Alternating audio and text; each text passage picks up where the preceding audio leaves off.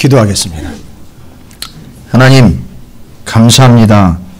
누가 먼저랄 것 없이 저희들이 하나님 앞에서 받은 바 은혜가 너무 크기에 우리의 권리를 주장하기보다는 하나님이 주신 은혜에 너무 감동하고 감사하여 하나님 앞에 자원하는 마음으로 더 가까이 나온 하나님의 백성들을 기억하여 주시옵소서. 그러나 문제는 삶의 자리에서 우리가 이 하나님의 말씀을 가장 앞서서 행하여 치고 나가며 앞으로 나아가며 순종하며 나아가며 결단하며 또 그 힘을 다하여 나아갈 자가 누구인지를 찾는 이 시대에 우리 찾으시는 교회와 온 성도들이 앞장서서 나가는 자들이 되게 하여 주시옵소서. 지킬 것 지키고 행할 것 행하는 자들이 되게 하여 주시옵소서. 하나님 중심, 말씀 중심, 예배 중심, 복음 중심의 삶을 살아가는 자들이 이 세상 가운데에서는 가장 선봉에 설 수 있는 하나님의 거룩한 백성들이 되게 하여 주시옵소서. 하나님의 은혜로 여기까지 돌보아 주심을 감사합니다. 민족 고유의 명절설을 통하여 우리의 위치를 확인하게 하여 주시옵시고 죽어져가는 이들의 현실을 또한 실상으로 바라보게 하여 주시옵시며 우리의 위치와 우리의 자리를 깨달아 알게 하심을 감사드립니다. 이제 우리가 행해야 할 일, 바로 하나님의 복음, 예수 그리스도의 복음을 이 땅 가운데 온전히 펼치며 전하며 나누며 선포할 수 있도록 주님 우리에게 힘을 주시고 명분을 주시며 사명을 주시고 책임을 허락하여 주시옵소서. 뒤처지지 않게 하여 주시옵시고 주님께서 주신 바 하나님의 은혜와 은사로 주의 일들과 뜻들을 온전히 감당할 수 있는 결단하는 자리가 되게 하여 주시옵시며 소망의 자리가 되게 하여 주시옵소서. 이제 드리는 모든 것들로 하나님 받으실 것을 믿습니다. 오늘 이렇게 하나님께 나와 예배하는 모든 심령들을 특별히 기억하여 주시옵시고 이스라엘의 12지파와 레위지파의 모든 가문들이 하나님을 예배하는 일에 하나가 되어 헌신하고 집중했던 것처럼 세상의 것이 아닌 하나님을 위한 것으로 예배의 생명을 다하며 말씀의 목숨을 다하여 뜻을 지켜 하나님 뜻대로 행할 수 있는 우리의 삶이 되게 해 주시옵소서. 이제 하나님 앞에 온전히 예배합니다. 우리의 예배를 기쁘게 받으시고 흠양하여 주시옵소서. 주님이 받으시는 것 주님께서 또한 채워주시옵시며 허락하여 주실 줄로 믿습니다. 또한 말씀을 통하여 주시는 은혜를 기대하오니 사모하는 심령들에게 기름을 붓듯 은혜를 부어주시옵시고 말씀을 통하여 삶의 생명과 소망과 은혜가 끊어지지 아니하도록 역사해 주시옵소서. 전하는 무족한 종과 받는 주의 거룩한 성도들이 하나가 되어 하나님만을 바라며 소망하며 주의 인재만을 바라며 소망하며 주의 뜻만에 초점을 맞추는 거룩하고 복된 이 시간이 되게 해 주시옵소서. 감사드립니다. 예수님의 이름으로 간절히 기도 올려옵나이다. 아멘. 할렐루야. 예, 옆에 있는 분들 축복하도록 하겠습니다. 뭐라고 축복하시느냐 하면 당신이 먼저입니다 라고 축복하시기 바라겠습니다. 예. 또 무슨 말씀인가 싶으셔서 오늘 말씀에 나와 있는 내용이에요. 여러분이 먼저입니다. 누구랄 것 없이 여러분 자신이 먼저입니다. 오늘 말씀이 그걸 이야기하고 있는데 여러분 너무 지레 겁을 먹으시고 이때 7장 1절부터 89절까지인데 만만하지 않은 거예요. 저 시편 가면 또 더 긴 구절 있잖아요. 근데 89절까지의 말씀이지만 내용상으로 보면 전체적으로 여러분 11절까지는 이제 그 레위 지파에 대한 레위 가문에 대한 이야기이고 나머지 12절부터 끝까지는요 12지파가 똑같이 하나님 앞에 나와 봉헌 예물을 드리는 봉헌 제사를 드리는 내용들이기 때문에 복잡하지가 않은 겁니다. 그래서 제물도 똑같고 내용도 똑같고 순서도 똑같아요. 그러나 순서가 다른 건 딱 하나예요. 드리러 나오는 지파의 순서가 다르다는 거예요. 여러분 여기 엄청난 비밀이 숨겨져 있습니다. 오늘 여러분이 이 말씀을 정확하게 깨달으셔야 되고요.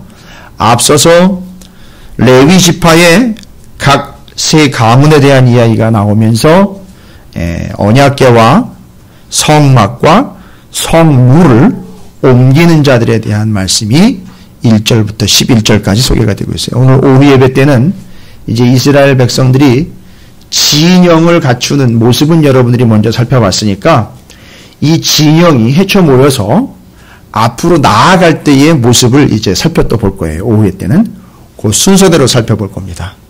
그래서 여러분께서 그 내용들과 말씀들이 잘 정리가 되면서 이제 삶을 살아가는 것과 하나님을 예배하는 것이 어떤 관계성이 있는지를 오후 예배까지 연결을 해서 말씀을 전해드리도록 하겠습니다. 오늘 말씀이 일단 1절부터 11절까지의 내용을 보면 여러분이 이미 이제 성막이 다 봉헌이 됐습니다. 다 이제 완성이 됐어요. 틀도 다 잡혔고 정확하게 세팅이 됐습니다. 그리고 이것이 세팅이 돼야 무엇이 세팅이 되는 거죠? 성막이 세팅이 돼야 요걸 중심으로 그렇죠. 이스라엘의 12지파의 진영이 배치가 되는 겁니다. 여러분 이 순서를 잊으시면 안 돼요. 그래서 다윗이나 솔로몬이 성전 이야기를 할 때 특별히 다윗 같은 경우는 자기 집은 번듯이 지어놨는데 하나님의 언약궤를 모실 번듯한 하나님의 집이 없다라는 것 때문에 늘 마음이 어려웠죠. 다 이런 내용들을 다 알고 있는 거예요. 그 하나님의 말씀을 언약궤를 중심으로 내 삶이 규정 지어져야 되는데 내가 있는 곳 중심으로 편리주의가 되어버렸다라는 게 오늘날 문제고요. 신앙의 모든 문제들을 보면 우상숭배라든지 그릇된 길은 다 어디로부터 왔느냐 하면 바로 내가 중심이 됐기 때문에 그 모든 폐단들이 온 겁니다. 여러분 말하자면 이스라엘의 12지파가 우리는 여기다가 텐트를 칠 테니 하나님은 우리를 중심으로 요 앞쪽으로 오십시오 라고 이야기하는 거예요. 이게 말이 안 되는 거죠. 말씀에 의하면 하나님의 성막이 먼저 언약궤가 먼저 지정이 되고 난 다음 그 다음 그 언약궤를 중심으로 성막을 중심으로 진영이 12지파가 포진이 돼야 되고 배신이 돼야 되는데 무엇이 먼저냐는 것이 뒤죽박죽 돼버리니까 교회도 엉망, 삶도 엉망, 신앙도 엉망 다 뒤죽박죽이 되어버리는 겁니다. 여기가 어딘지를 모르는 거예요. 여기가 어딘지를 정확하게 알려면 그 가운데 중심에 무엇이 있는지를 보시면 돼요. 딱 봤더니만 가운데 돈이 있더라는 거예요. 그게 이제 우리가 우리 중심으로 진을 짰을 때의 이야기입니다. 그러나 그 가운데 하나님의 언약궤가 있고 하나님의 성막이 있더라는 거죠. 바로 그 성막을 중심으로 이제 보십시오. 성막이 중심이 되기 때문에 성막을 중심으로 이들의 역할이 무엇인지가 정해지는 거예요. 그리고 이 성막을 중심으로 이들의 순서가 정해지는 겁니다. 이거는 너무 기가 막힌 말씀이에요. 오늘 민수기 말씀을 제가 1절부터 11절까지 읽으면서 물론 레위 지파에 대한 이야기이긴 하지만 레위 지파 안에서도 또 세 가문이 또 차이가 나지 않습니까? 게르손과 무라리와 고핫 자손이 차이가 나는데 제가 읽다가 죄송합니다. 그냥 잠깐 빈정이 상했어요. 누구는 말이죠. 차를 막 몇 대씩 갖다 대주고선 누구는 차도 없이 걸어가라는 거예요. 이게 좀 빈정이 상했어요. 자꾸 그 고핫 자손이 저 같은 거예요. 그래서 물론 제가 차가 없는 게 아니에요. 교회차 있습니다. 그런 개념을 이야기하는 게 아니에요, 지금. 좀 누구는 참 큰 교회에서 떵떵거리면서 내지는 편안하게 가는 것 같은데, 그렇게 개척교회라든지 어려운 교회들은 맨날 거기서 머무는 것 같고, 몸으로 다 부딪혀야 되고, 다 몸으로 감당해야 되는 것 같은 그런 좀 마음이 어려움? 저는 그때 그것 때문에 마음이 상하는 건 아닙니다. 좀 마음이 좀 어렵더라고요. 수많은 하나님의 백성들이 지금 하나님을 믿는 것이 정말 힘든 듯 역경 내지는 고통 속에서 삶이 이어져 가고 있는 걸 제가 여러 번 보는데 답을 얻었어요. 제가 아주 중요한 답을 얻었습니다. 여러분 오늘 말씀에 보면 이스라엘의 각 족장들이죠. 대표들이 하나님 앞에 성막 봉헌을 위하여 성막에 제사를 드리는 것을 위하여 예물을 갖다 봉헌을 해요. 제사 드리는 게 아니라 성막을 위하여 쓰여지는 일들을 위하여 봉헌을 하는데 그때 앞부분에 1절부터 11절까지 그 이스라엘의 지파 대표들이 갖다 드린 봉헌물이 뭐냐 하면 이건 이제 성막에서 예배드리고 제사할 때 쓰는 물건들을 갖다 드린 거예요. 그리고 움직일 때 쓸 수레, 소를 갖다 바친 거예요. 이거는 절대 잡아먹거나 부셔서 태우면 안 돼요. 이건 반드시 유지를 해줘야 되는 거예요. 자, 그래서 그 대표들이 갖다 드린 게 뭐냐 하면 여러분 그 내용들 기억하십니까? 이스라엘의 12지파의 각 수령들이 갖다가 족장들이 갖다 드린 것이 2명이 하나를 또 각 한 명이 2마리씩 이래가지고선 12마리의 죄송합니다. 소 12마리 그렇죠? 한 명이 하나씩 해서 소 12마리 그 다음에 수레가 6대가 나왔어요. 근데 6대니까 계산상으로 치면 2명이 하나를 봉헌한 거예요. 그래서 12지파의 12대표들이 2명당 하나씩 해서 뭐를 드렸죠? 수레를 바쳤고요. 또 한 명이 한 마리씩 해서 소를 바쳤습니다. 자, 그러면 이제 바쳐진 예물을 갖다가 짝을 지어 볼게요. 수레가 6대고 소가 12마리니까 어떻게 짝이 지어지죠? 하나의 수레에 소가 2마리씩 짝 지어집니다. 그리고 이것이 각 레위의 가문들에게 배분이 되는데 가문에게 배분된 게 아니에요. 중요한 겁니다. 가문에게 재산 분배를 한 게 아니에요. 그래서 이걸 착각했기 때문에 오늘날 목회자들이 자기 재산인 양 착각하며 살아가고 있는 거예요. 이 잘못된 거예요. 내게 없어요. 레위인들에게는 내게 없습니다. 다 하나님 건데 무엇을 위하여 이들이 갖다 바친 거냐 하면 성막의 봉헌, 성막에 드려질 제사를 위하여 쓰는 물건으로 바친 것이 레위인들이 지파별로 야, 너는 마차가 왜 2대야? 난 4대인데. 뭐 이렇게 비교해가면서 자기 재산처럼 자기 걸 확인하라고 준 게 아니에요. 여기 지금 게르손 자손에게 수레 2하고 소가 4마리예요. 여러분 이 게르손 자손들은요 성막 틀 있지요. 틀을 실어 나르는 역할을 감당한 거예요. 그러니까 여러 가지 복잡한 게 아니라 턱턱턱턱 접어가지고 큰 틀로 해서 딱 접어 실되는 거예요. 그래서 게르손 자손에게 수레 2하고 따라서 거기 따라가는 소는 4마리가 되는 거예요. 그 다음에 무라리 자손들은요 성막에서 쓰는 모든 기구들이 있죠.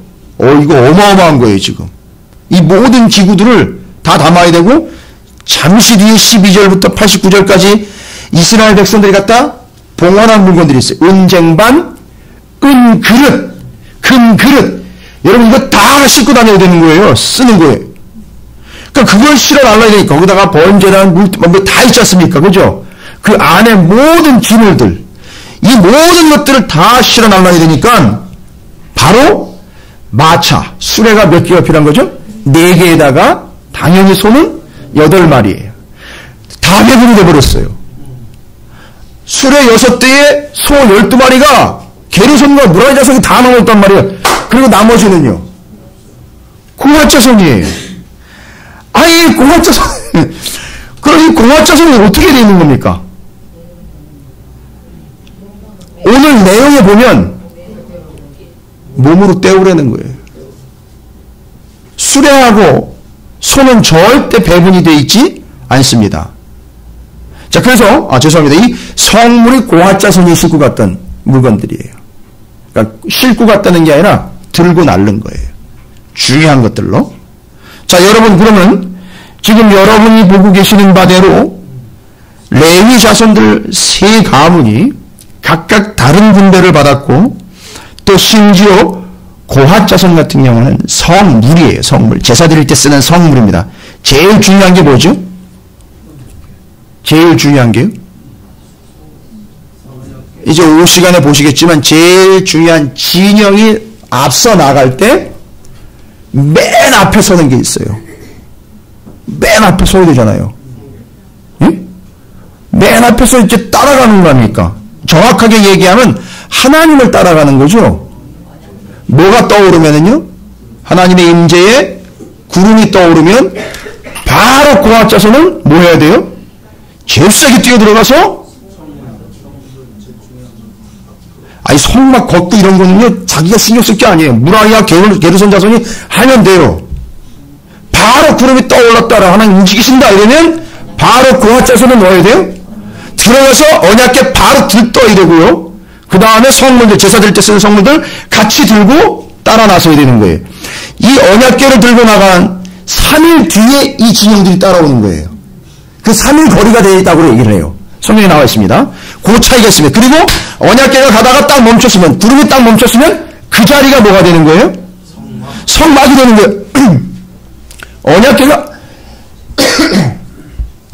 언약궤가 멈춰섰으니까 성막이라고 이야기 전체로 하지 말고 더 정확하게 이야기하면 거기가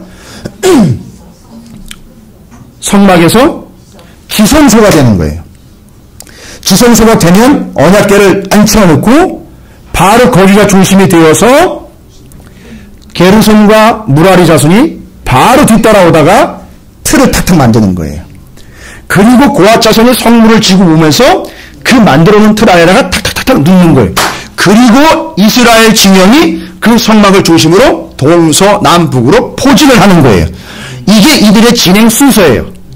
자, 이걸 위해서 제일 중요한 세 가문이 12지파의 지도자들이 갖다 바친 수레와 소를 이용을 해서 옮길 때 쓰라고 줬는데 문제는 고핫 자손에게는 배당이 안 됐다는 거예요. 아, 이거 얼마나 고생입니까, 여러분? 생각을 해보십시오. 다른 이들은 다 수레에다 싣고 이리여 하면서 소를 몰고 가면 될 일인데, 아, 이 고핫 자손은 참 정말 그야말로 고생이네요. 이걸 어떻게 받아들일까요, 여러분? 여러분이 받아들이고 싶은 대로 받아들이시면 안 돼요. 여기 지금 아까 제가 말씀드린 대로 수레와 소는 그들의 재산처럼 준 게 아니에요.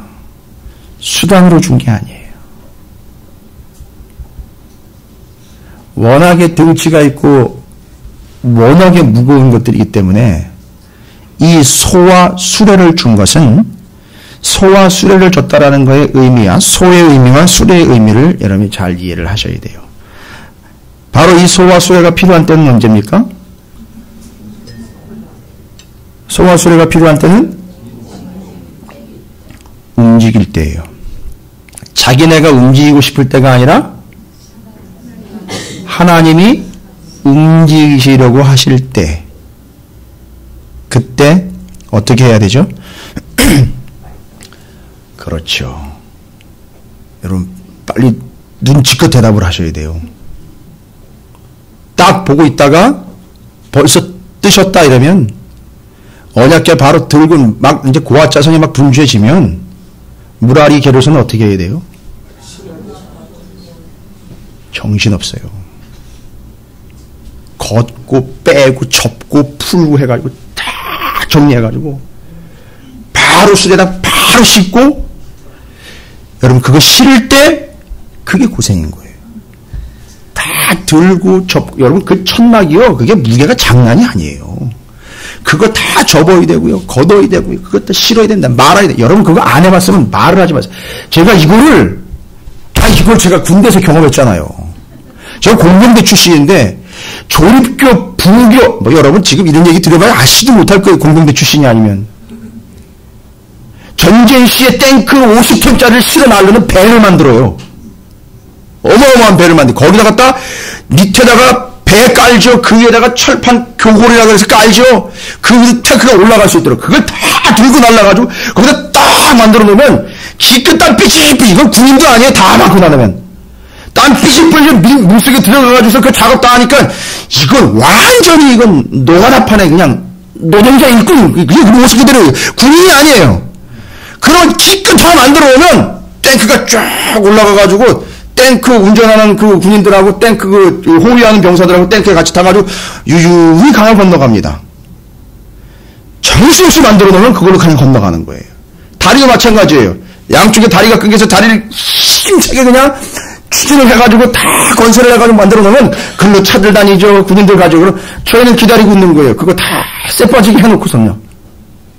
여러분 지금 이 게르손과 무라리가요, 그냥 쓰러졌다, 그냥 소 줬다 마냥 좋아할 게 아니에요. 지금 이 사람들은요, 한 번 하나님이 움직이시면 혼이 빠져요. 혼이 빠져. 정신없이 걷어야 되고 힘써서 걷어야 되는 거예요. 자, 이때 이 소와 수레가 이야기하려고 하는 게 뭐냐면, 힘든 건 아는데 소, 여러분 뭘 의미합니까? 소는요, 힘을 쓰는 동물이에요. 그렇죠? 수레는요, 기동력을 의미하는 거예요. 하나님이 먼저 움직이실 때 게르손과 무라리가 자기의 직무는 천막 성막을 걷어서 다 실어야 된다라는 기본적인 의무는 있지만, 그 안에 담겨있는 이 소와 수레가 가지고 있는 이야기는 뭐냐면, 하나님이 움직이실 때에, 하나님이 앞서 가실 때에 어떻게 하라는 거죠? 힘써서 재빠르게 반응하라는 거예요. 그래서 그걸 준 거예요. 네 재산으로 불려가지고 네 지위를 드러내고 너의 위치를 드러내는데 사용하라고 주신 게 아니라, 하나님의 말씀하시면 힘써서 인류 힘을 다해서 정신이 빠져나갈 정도로 오직 주 일에만 집중하여 힘 다하여 땀이 삐질삐질 흘리면서, 잘못하다간 거기에 깔릴 수도 있어요. 다칠 수도 있습니다. 그러나 온 마음과 힘을 다 쏟아가지고 다 싣고 빨리 하나님 따라 움직이려는 거예요. 근데 이걸 갖다가 나는 소가 몇 마리고 나는 쇠가 몇 줄이고 이걸 자랑할 내용이란 말입니다. 아니요. 그만큼 많은 수레를 줬다는 건, 그만큼 많은 소를 줬다는 건 넌 죽었다 이 얘기예요. 뭡니까? 이건 차별이 아니에요. 이건 책임감이에요. 이 뒤에 이제 이스라엘 12지파도 이야기가 똑같은 얘기가 나와요. 여러분 보십시오. 그렇게 빨리 움직여, 힘을 써서 움직여, 땀을 삐질삐질하면 땀 닦을 새도 없이 빨리빨리 따라가야 되는 거예요.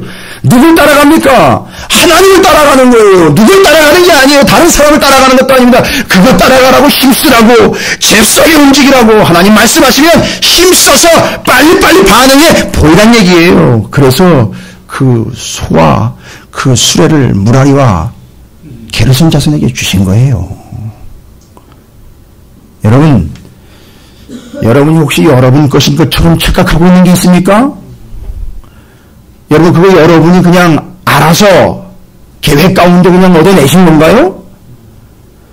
혹시라도 우리 가운데 그것이 하나님이 주시는 거라는 믿음이 있다면 그걸 왜 주신 건지 여러분 정확히 정리하세요. 그건 남들보다 내가 좀 더 있다고 드러내려고 주신 게 아니에요. 뭐 많고 적고를 비교해보라고 이야기하시고 주신 게 아니란 말이에요. 그걸 가지고 힘써서 하나님 말씀하시면 빨리 반응하여 보여 움직여 따라가라고, 힘써서 움직이라고, 빨리 움직이라고 그걸 주신 거예요. 그나마. 여러분 오늘 정확하게 정리하세요. 아, 쟤는 더 많이 가졌는데, 아니요, 그게 아니란 말이에요. 그 사람이 더 많이 가졌으면 그 사람 정말 더 땀 삐질삐질 흘리게 해야 되는 거예요. 그게 지금 이 게르손과 무라리 자손이 우리에게 얘기해 주고 있는 겁니다. 그러니까 지금 다른 게 목적이 아니고, 다른 게 초점이 아니고, 소가 몇 마리냐, 수레가 몇 개냐가 초점이 아니라, 내가 가지고 있고 내가 해야 되는 일이 얼마나 고생스러운 건지 이런 거 따지는 게 아니라, 오직 관심은 뭡니까? 왜 그렇게 힘을 써야 되고요? 왜 그렇게 빨리 움직여야 됩니까? 뭘 따라가야 되니까요? 언약궤 하나님 말씀을 따라가야 되니까요. 그래서 필요한 거예요. 여러분 오늘 예배 드리러 나오셨는데 어떻게 말씀 따라가시기 위해서 그렇게 분주하게 움직이셨나요? 야, 빨리 준비해! 오늘은 좀 쉬었으면 좋겠는데. 연휴 끝이고 그런데 뭐 되겠지 뭐. 그냥 몸도 어렵고 마음도 어렵고 사는 것도 힘든데 뭐 오늘만 주일인가? 여러분 생각해 보세요. 게르손과 무라리 자손이 그딴 식의 사고방식을 가지고 있었다면요. 끝나는 겁니다. 끝나는 거예요. 진영이 뭐고 뭐 다시 포진되긴 다 그런 거예요. 여러분 필사의 각오로 게르손과 무라리의 가문처럼 하나님 앞에 나오시기를 주님의 이름으로 축원을 드립니다. 자, 그럼 이제 관점은 뭐예요? 관심은요. 소를 주고 수레를 주고 이들이 땅을 삐질삐질 흘리면서 그렇게 바로바로 반응해야 하는 이유는 뭐에 반응하는 거라고요? 하나님 말씀에 언약궤 따라가는 거예요. 하나님 따라가는 거예요. 이제 하나님 움직이십니다. 하나님 말씀하세요. 그러면 따라가는 거예요. 다른 거 없어요. 다른 거 보지 말라고. 남의 수레가 몇 대고 배기통이 얼마, 배기량이 얼마고, 예, 이런 거 보지 마시란 말이에요. 바로 따라가야 되는 거예요. 따라가 본 사람은 알아요. 이유를 다 압니다. 가보면 알아요. 그런데 그 문제는 고핫자손입니다. 아, 이 고핫자손은 죄송합니다만 수레도 없고 소도 없고 몸으로 때워야 되는 거예요. 여러분 이게 얼마나 고생스럽습니까? 한데 얼마나 복된 건지 몰라요. 지금 그 모습은 어떤 모습이냐면 이 모습이 제가 이렇게 강대상을 쥐고 설교하고 있는 모습이에요. 이 모습이라고. 이해가 되십니까? 이건 아무나 하는 게 아니에요. 그렇다고 여러분을 무시하거나 제가 이렇게 손을 긋는 게 아니라 이거 이렇게 가까이에서 그걸 내 몸으로 받아내고 있는 게 그게 아무나 하는 게 아니라고요. 가까이에서 이걸 내가 들고 있는 거예요, 여러분. 지금 제가 이 말씀을 전하는 건 바로 그거 언약궤를 들고 있는 거란 말이에요. 이해가 되십니까? 그래서 제가 구하신 거예요. 그래서 그게 고생인 것 같지만 내겐 복이 되는 거예요. 그래서 이걸 제가 들고 있는 거나 마찬가지. 이 강대상을 제가 들고 지금 균형마다 움직이는 거나 마찬가지는 거예요. 그래서 제가 구하시에요. 그러면 제가 해야 될 일은 뭡니까? 하나님 말씀하신 대로 그대로 따라가는 거예요. 저 또한. 다른 거 없지요. 혹시 제가 아까 부탁드린 거 집사님, 예, 뭐 띄워주시겠습니까? 레위 자손들에게 참으로 중요한 게 바로 뭡니까? 그것도 고핫 자손들에게 지금 이제 세부적으로 들어가니까 단순히 옛날에 이제 레위 그랬는데 지금 이제 이 언약궤가 나오면 레위인 중에 누가 딱 등장해야 되죠? 고핫 자손이 등장을 해야 됩니다. 그러니까 고핫 자손은요, 하나님의 임재의 구름이 떠오르면 하나님 움직이시는 한 바로 뛰어들어가서 바로 저 언약궤를 짊어져야 되는 거예요. 그렇죠? 자, 보십시오. 왜 그들에게 수레를 주지 않고 소를 주지 않아요? 의미는 똑같아요. 의미는 똑같습니다. 소를 주고 수레를 줄 의미는 여러분 기억하시죠? 무라리와 게르손 의미는 뭐였죠? 하나님의 말씀을 힘써 신속하게 따라가려는 거예요. 그렇죠? 잘 따라오고 계십니까? 왜 대답들이 없으십니까? 잘 따라오고 계시죠? 예, 잘 따라가셔야 됩니다. 제가 지금 좀 앞섰어요. 그래서 여러분 잘 따라오셔야 됩니다. 그러면 이 고핫자손은 어떻게 해야 되냐면 고핫자손은 언약궤 딱 들고 수레에 싣고 먹어갈 필요 없습니다. 아이 실으면 안 돼요. 소도 쓰면 안 돼. 그런데 보세요. 다윗이 그래서 언약궤를 메워올 때 다시 예루살렘으로 들고 들어올 때 모아버렸어요. 소와 수레를 다 썼어요. 그건 게르손과 무라리 자손이 해야 될 일인데 고핫 자손이 하지 않은 거예요. 그러니까 그게 잘못된 거예요. 다시 들읍니다. 들어서 이 고핫 자손이 언약궤를 들었을 때에는 온통 관심이 놓아있다는 얘기예요. 결론 또. 그렇죠. 하나님 말씀은 하나님인데 이 안에 지금 하나님의 언약궤가 들어있고요. 그렇죠. 지금 하나님이 임재가 떴어요. 지금 하나님 뭐 하신다는 거죠? 움직이신다는 거죠. 그러면 지금 온통 관심은 뭐에 가 있어야 돼요? 하나님의 움직이는 방향, 어디로 가시는지 그걸 알아야 돼요. 그렇죠. 그러면 뭘 보면 알 수 있습니까? 하나님 어디로 가시는지? 그렇죠. 구름이 간단 말이에요. 구름이 가다가 멈추면 거기가 언약궤를 놓아야 될 지성소가 되는 거예요. 그렇죠. 그러니까 거기다가 맞춰야 되는 거죠. 그렇죠. 그러니까 이 고핫 자손은 언약궤를 맨 사람은 다른 걸 주변을 관광을 하거나 신경을 쓰거나 남이 몇 평짜리 살고 있고 남이 몇 시차를 타고 있는지 남이 돈이 통장에 얼마나 있는지 이거 볼 수가 없어요. 뭐 해야 되는 겁니까? 오직 하나님의 임재 그 구름이 어디로 가고 있는 건가? 어디 가서 멈출 건가? 딱 보니까 지금 이제 많은 성경학자들과 유대인들이 검증해낸 건 유대인들은 그렇게 믿고 있어요. 언약궤의 가운데에 밋밋한 판이 아니라 가운데 저렇게 센터가 구분이 되어 있다 그래요. 가운데 중심이 저렇게 보여있대요. 어떤 거는 네모난 걸로 표시되고 있고 바로 이런 의미 때문에 그래요. 저 언약궤 뚜껑이 저 속죄소 위에 시인자라고도 이야기하는 저 위에 가운데가 저렇게 표시가 되죠. 동그랗게 보이십니까? 유대인들은 대부분 저렇게 믿고 있어요. 왜 그러냐면 이 레위 자손들 중에 고핫 자손이 하나님의 임재가 움직일 때 이 구름을 따라가는데 하나님이 어디로 가시는 거기에 맞춰야 되니까 그 구름의 끝을 어디다 맞추는지 아십니까? 저 가운데에다가 맞추는 거예요. 잘 보세요. 그러면 이 고핫 자손이 언약궤를 메고 그 주님의 임재 구름을 따라갈 때 거기다 맞추니까 정신없이 다른 걸 보거나 땅을 보거나 뭘 상을 볼 수가 없어요. 그러니까 저 가운데에다가 뭐를 맞추는 거죠? 하나님의 구름과 저 가운데를 맞추는 거예요. 그러니까 이 고화자손이 어떻게 갈지 생각을 한번 해보세요. 어디만 봐요? 하늘만 보는 거예요. 근데 정확하게 얘는 하늘만 보는 게 아니에요. 하나님만 바라보면서 그 임재의 구름 끝에다가 맞추고 하는 거예요. 그러니까 뭐만 바라봐야 돼요? 하나님만 바라보면서 하는 거예요. 그러니까 다른 거 볼 수가 없어요. 이게 고화자손. 그래서 여러분 이래야 되는데 수레가 소를 줬다고 생각을 해보세요.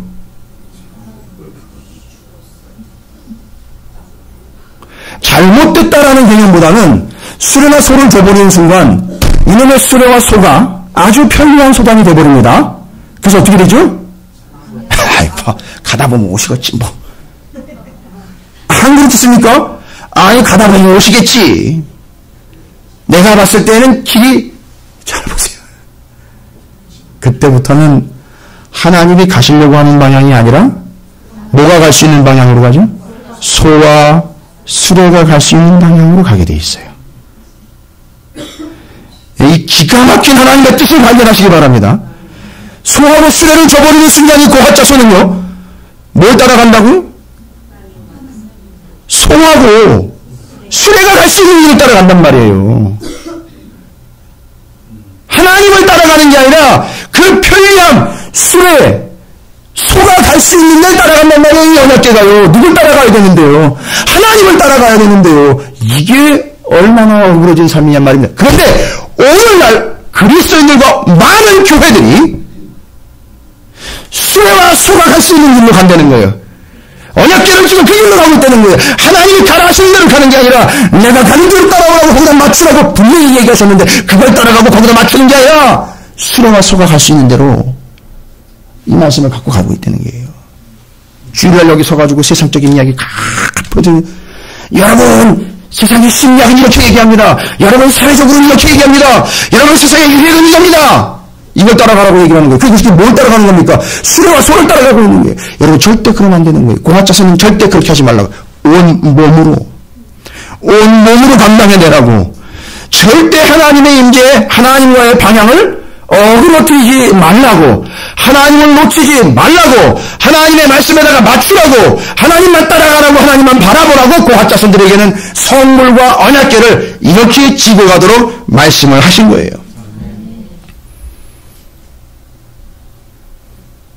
이게 그들의 책임입니다. 그래 여러분 이걸 가지고선 차별이라고 얘기하겠습니까? 아니 걔들은요 수레가 2개에다가 심지어 얘들은 수레가 4개예요. 소가 4마리하고 소가 8마리인데 나는 내 몸뚱아리 하나입니다. 하면 뭐 하는 거예요? 내 몸으로 감당하라는 거예요. 온 몸으로 말씀에 반응하라는 얘기예요.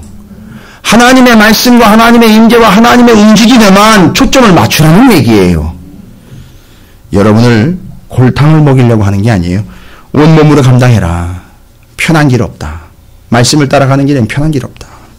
네가 직접 감당해라. 이거 누가 대신 질 수 있는 게 아니 되는 거예요. 여러분 하나님의 마음을 이해하십니까? 그래서 이 고화자손을 향한 지극한 신뢰와 사랑의 마음 누구한테 맡기는 게 아니라 고핫 그들에게 맡기는 거예요. 여러분 교회에서 청소 한번 하는 거요? 여러분 그거 별거 아닌 거 아니에요. 그 선물을 고핫자손들이 그렇게 관리를 했어요. 다른 사람들은요. 그런 얘기 하지 마세요. 여러분이 만약에 교회를 청소를 한번 하셨으면 여러분이 고핫자손이 되는 거예요. 주방 들어가 봉사 한번 하면 그게 고핫자손이 되는 거라고요. 뭔가 떨어져 있는 것과 아니면 하나님께서 챙겨야 될 것들을 보여주셨다면 그게 고핫자손인 거예요. 그걸 따라가시면 되는 거예요. 난 돈이 없는데요. 나는 기도력도 없는데. 아니요. 여러분에게 보여주신 그것이 고핫자손의 직무이며 고핫자손에게 주신 기회예요. 이거 잊지 마시는 말이에요. 오직 이 레위 자손들 게르손 무라리 고핫 일이 중심하고 있는 것, 소, 수레, 몸으로 바쳐야 되는 것 다른 거 없죠. 다 공통적으로 통일된 거 하나죠. 뭐만 따라가라. 하나님만 따라가라는 거예요. 하나님만 순종하라는 거예요. 하나님만 바라보라는 겁니다. 이게 게르손 무라리 고핫 자손들에게 주신 중요한 기침이었습니다. 특별히 고핫 자손이 성물을 들고 그 성물을 챙기고 언약궤를 지고 가고 있는 그 모습을 보십시오. 그 구름 끝에다가 노심초사. 이게 거기서부터 조금이라도 벗어나면 안 되는데 벗어나면 안 되면서 그것만 바라보면서 맞춰갔던 그들의 신앙. 하나님은 그걸 높이 사신 거예요. 여러분이 그런 존재가 되시기를 주님의 이름으로 축원드립니다. 옆에 있는 걸 축복합니다. 당신은 고핫 자손입니다.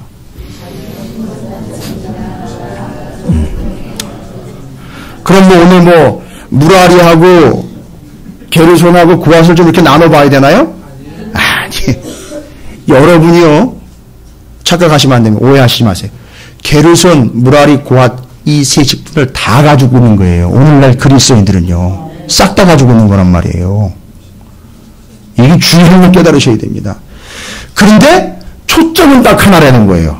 다 가지고 있고 다방면이고 여러 가지지만 초점은 하나인 거예요. 하나님만을 바라보며 하나님만을 따라 하나님 말씀에 순종하며 가는 거예요. 이게 초점 하나예요. 다른 거 없어요. 그러니까 그걸 따라가다 보니까 이 언약궤를 진 고핫 자손이요. 제사장들은요. 레위인들은 길이 어떤지 볼 새가 없는 거예요.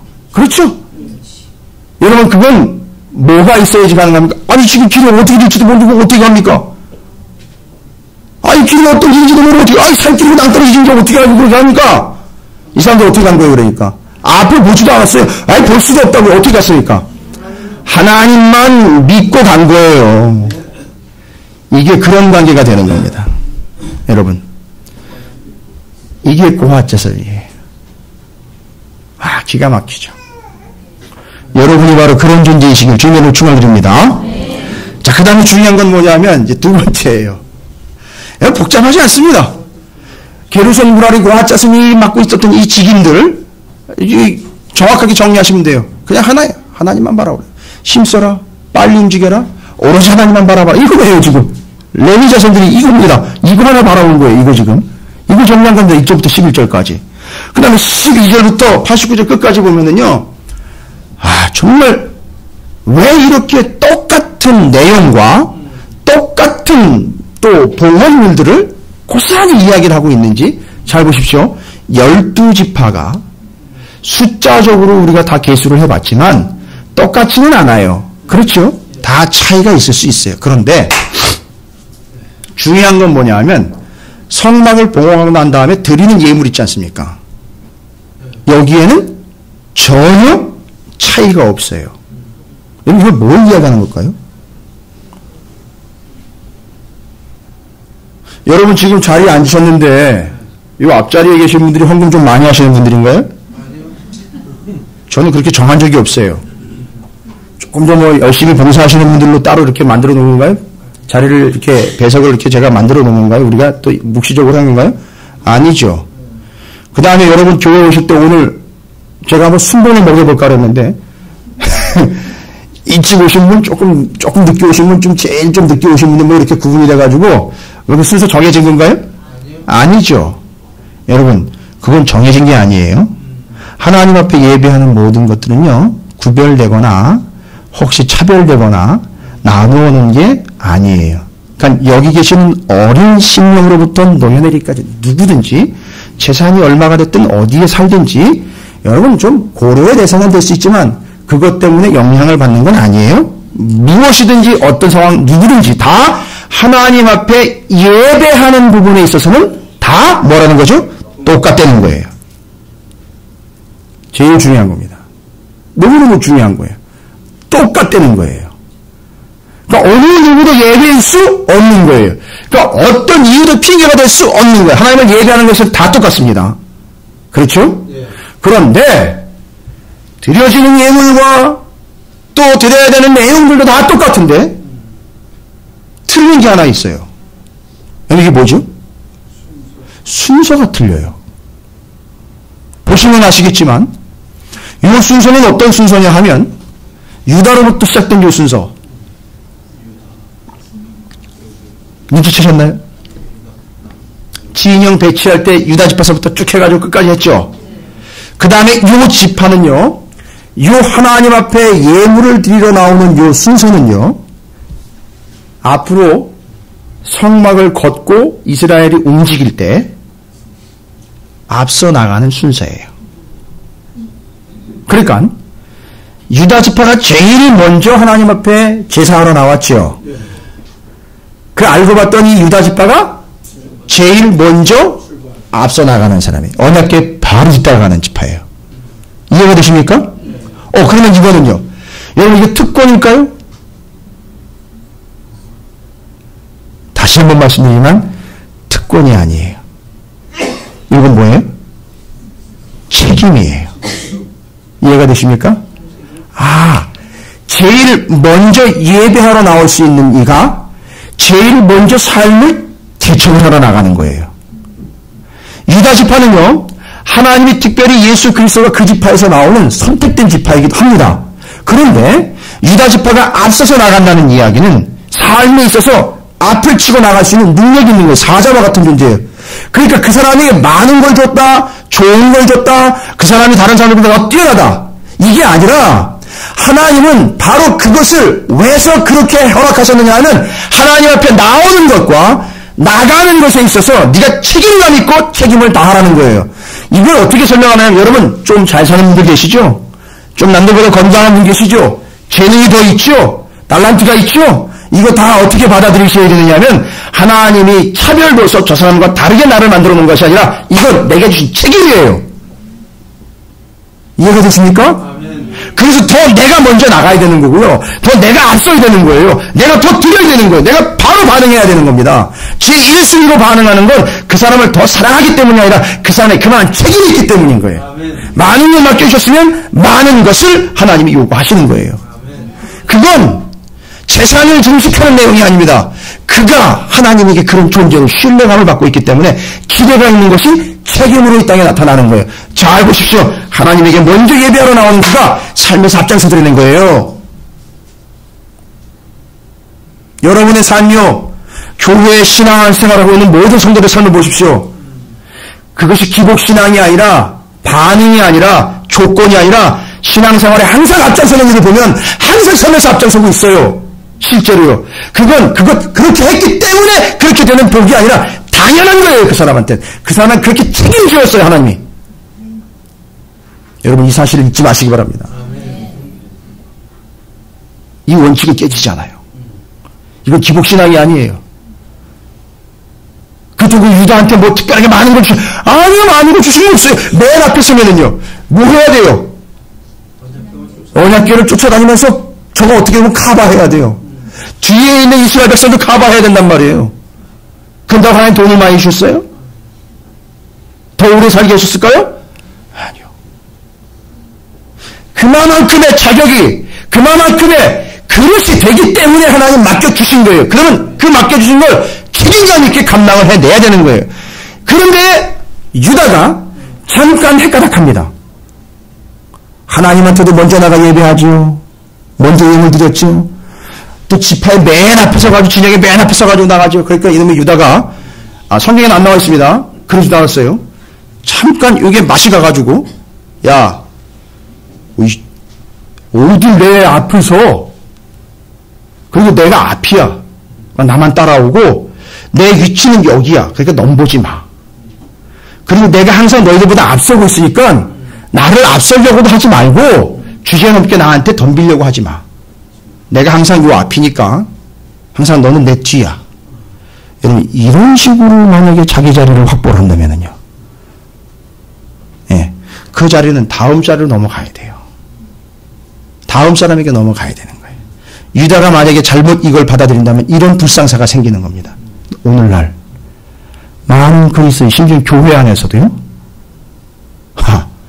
이걸 서열음내 시고 맞춰가지고선 뭘 기준을 했는지 몰라요. 아니 뭘 가지고 기준을 했는지 모르겠는데 누가 뭔 얘기하려고 하면 조용히 입 다물고 있으래요. 자기 위치가 여기라는 거예요. 함부로 내 위치를 넘보지 말라는 거예요. 그래서 나 정도는 말할 수 있다는 거예요. 뭘로 기준 삼았는지 난 모르겠어요. 그런 사람들이 제일 많이 하는 얘기가 뭔지 아십니까? 나대지 말라는 거예요. 자기가 맨 앞이라는 거예요. 여러분 그건 착각이에요. 착각 중에 너무너무 심각한 착각이에요. 왜요? 유다에게 그 자리를 준 거는요. 너 죽을 각오해? 너 네가 보내 보여? 이거였거든요. 맨 앞에 나와서 먼저 하나님 앞에 드리니까 그 삶에서도 먼저 앞서 나가는 거예요. 책임지고 나가는 거지 특권이 아니라는 거예요. 뒤에 따라오는 이들을 깔아뭉갤 특권을 준 게 아니고 뒤에 따라오는 이들에게 철저한 본을 보이고 길을 내는 책임감으로 주신 것이 그들이 그걸 가지고 휘두르라고 주신 게 아니라는 거예요. 여러분 이 순서를 기억하시기 바랍니다. 그리고요. 순서는요. 먼저 예배 드리고 나온 이 유다가 맨 앞에 서가는 거죠. 이건 뭘 얘기하는 겁니까? 삶에서 예배가 우선이라는 거예요. 하나님 앞에 나와 예배 드리는 것이 우선이라는 겁니다. 다른 게 없어요, 여러분.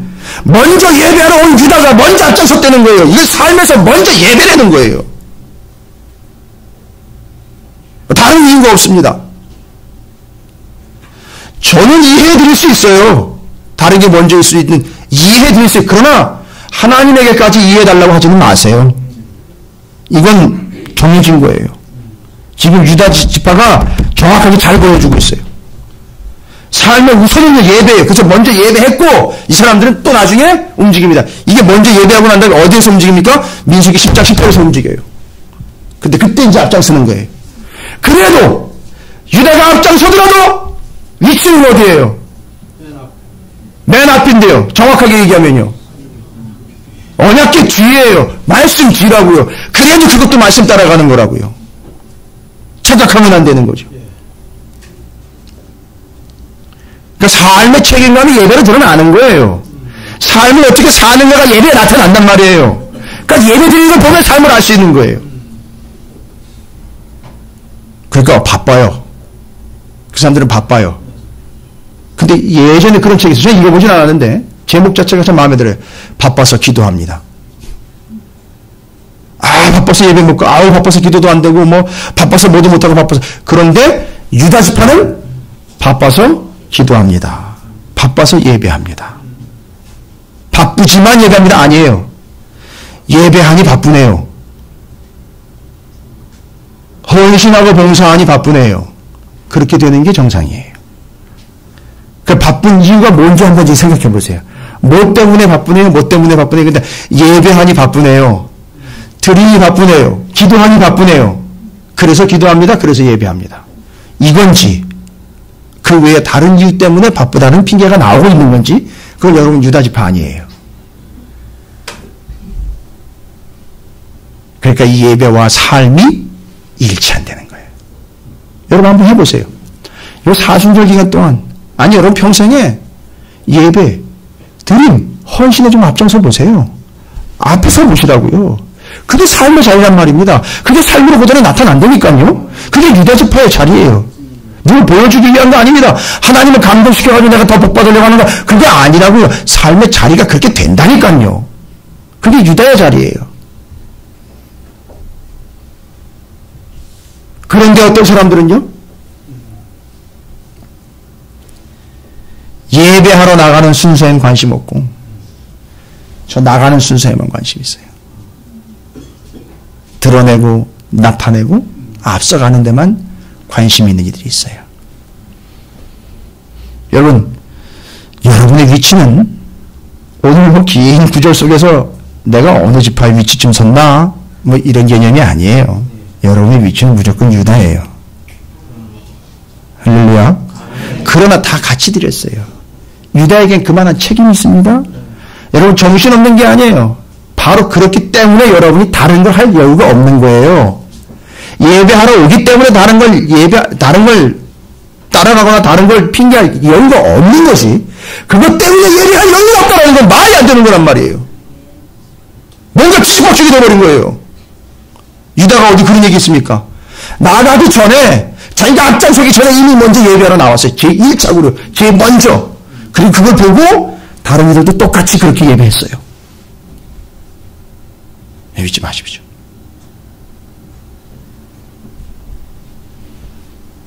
옆에 있는 걸 축복하도록 하겠습니다. 당신이 진정한 유다 지파입니다. 라고 축복하시기 바랍니다. 할렐루야. 예. 그래서 이제 12지파의 드림 하나님 앞에 나온다라는 건요. 제일 먼저 7장에서 다 하나님 앞에 드리고 하나님께 나왔다라는 얘기는 다른 말로 하면 세상으로 나아감의 원리예요. 이해가 되시죠? 드리러 나옴이 나아감의 원리가 되는 거예요. 세상은 나아가는 걸 계속 이야기해요. 세상 쪽으로 물든 교회가 또 그걸 얘기를 해요. 세상으로 열심히 잘 나가는 걸 봐야 사람들이 그걸 보고 교회로 온다고 얘기를 해요. 여러분 그거 아닙니다. 그건 고지론이에요. 복음이 아니에요. 그거 거짓말입니다. 새빨간 거짓말이에요. 그건 맞지 않습니다. 성경에서 그렇게 얘기한 적이 없어요. 나오니 나아가니 되는 거예요. 하나님께 모여드니 바깥으로 나가는 거예요. 그건 누가 정하는 게 아니라 하나님이 정하신 거예요. 그렇게 되는 거예요. 그런 측면에서 여러분 예배드림과 하나님 앞에 헌신함과 드림의 모든 원칙들이 여러분의 삶의 근거가 될 줄로 믿습니다. 그런 유다지파의 삶을 사시기를 주님의 이름으로 다시 한번 축원을 드립니다. 자, 그 다음에 이제 끝으로 하나 더 말씀드립니다. 절대 이제 잊어서는 안 되는 거예요. 이 예물 드림에서 정말 잊어서는 안 되는 중요한, 여러분 제물의 내용을 보니까 제사라는 제사는 다 드리네요. 그죠? 은쟁반, 은대접, 금그릇 다 드리고 소제, 번제, 속제제, 화목제, 속건제는 이제 아직 안 드려요. 왜냐하면 뭐 부정하게 된 개념이 아니기 때문에, 성물에 대해서 부정하거나 이런 개념이 아니기 때문에 아직은 속건제를 드릴 상황이 아니니 봉헌하여 감사하는 의미니까 바로 이때 번제, 소제, 속제제, 화목제를 드립니다. 그런데 중요한 건 번제와 그 다음에 화목제에 공통적으로 들어가 있는 제물이 있어요. 발견하셨습니까? 여러 지파 보실 필요 없이 한 지파만 보면 되죠. 번제와 화목제에 들어가는 공통적인 제물. 그렇지요. 근데 중요한 게 이제 그 중에 우리가 좀 관심 가져야 되는 게 순양인데 어린 순양이죠. 그런데 그게 다른 거는 정해주지 않았는데 이 어린 양만 정해준 게 있어요. 1년 된 어린 양이에요. 여러분 번제 드리고 화목제 드리면서 이스라엘 백성들이 12지파가 공통적으로 다 드린 거잖아요. 화목제도 또 나눠 먹는 거잖아요. 드리면은요. 그죠? 같이 기쁨으로. 근데 그때 드린 것 중에 제물 중에 하나가 1년 된 어린 양. 1년 된 어린 양이에요. 여러분 1년 된 어린 양이면은요. 이거 어떻게 된 걸까요? 1년 된 어린 양? 1년 됐으면 1년 전으로 한번 볼까요? 1년 전에 요 태어날 때요. 요 1년 된 어린 양이 태어날 때 어떤 일이 있었는지 여러분 아시잖아요. 6월절. 애국에서 나올 때 6월절에 그때 역시 1년 된 어린 양. 어린 양을 그때 잡아서 어떻게 했어요? 누설죄 발라서 그때 그들이 구원을 받았죠. 그리고 지금 바로 이 1년 뒤에, 바로 그 1년 뒤에요, 지금. 이 상황이요. 그 신의 산에서 하나님 앞에 올라갔다 내려갔다 하면서 이 성막 짓고 막 이게 1년 전에 하나님부터 말씀 받고 언약 받은 거 1년입니다. 그러니까 1년 전에 바로 그 일이 있었고 지금 1년 뒤에 바로 그때 번제와 화목제를 드릴 때 정확하게 1년 된 어린 양을 하나님 앞에 바쳐 드리는 거예요. 자, 이건 1년 된 어린 양을 바쳐 드리면서 뭘 생각하는 거죠? 출애굽 때 6월절을 떠올리는 거예요.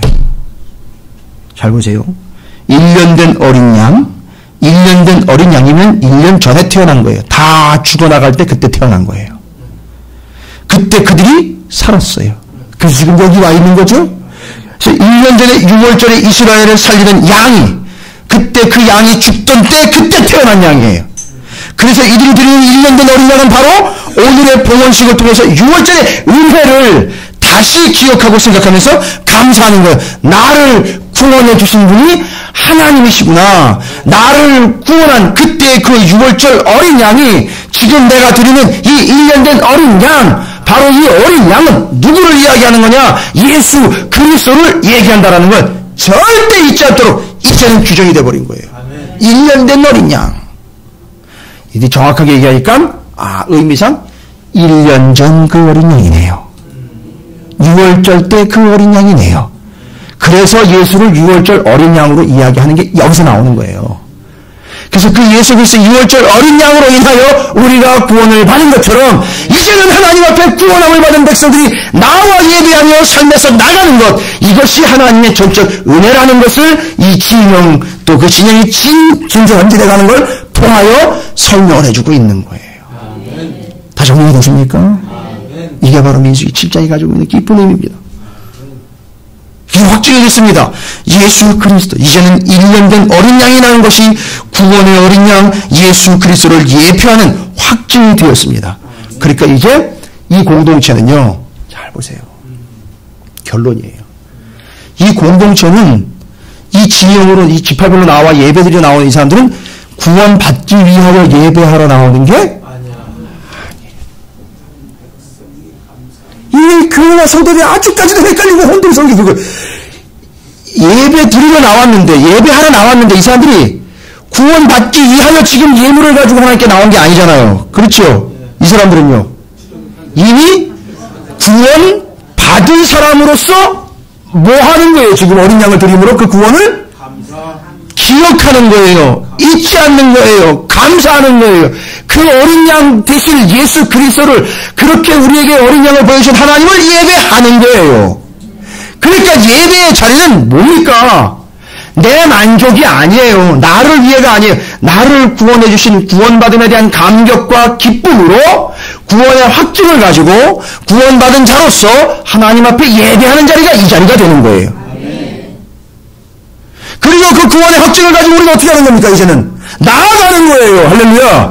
나아가서 이걸 전하는 거란 말입니다. 근데 그 맨 앞에 선 게 유다였다는 거지요. 왜요? 그 유다 지파에서 누가 나오니까요? 예수 그리스도. 그러니까 유다는요, 맨 앞에 서가지고, 앞에서 고핫자손은 언약궤를 가지고 하지만 이 말씀대로 유다 지파의 어린 양인 예수 그리스도가 나셨습니다 하고 나가는 거예요, 지금. 그러니까 이 유다 지파는 사자와 같지만 이 사자의 발톱으로 예수 그리스도를 움켜쥐고 예수 그리스도로 어린 양으로 붙들고 나가고 있는 거예요, 지금. 그러니까 어린 양을요, 유다 지파가 들고 가고 있는 거란 말이에요. 그 형상이 지금 이 진영에 진출하는 모습은요. 이걸 여러분이 보시기 바랍니다.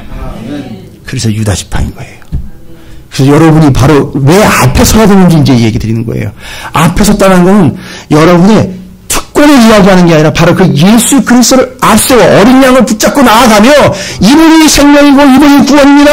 이 공동체 안으로 들어오십시오라고 이야기하며 나가는 책임이 유다 지파에게 있는 거예요.